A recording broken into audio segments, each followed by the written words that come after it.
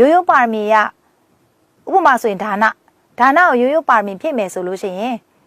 မိမိမှာရှိတဲ့ပစ္စည်းဥစ္စာတွေကိုပေးလိုက်တာလှူလိုက်တာသူ့မိသားရှင်တေးဘွားတုန်းက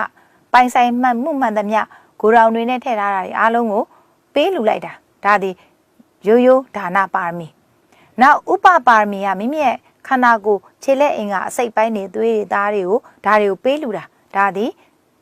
ဒါနဥပပါရမီဒါနအရာမှာပြောမယ်ဆိုရင်10ပါးလုံးနဲ့ဆိုင်တယ်နော်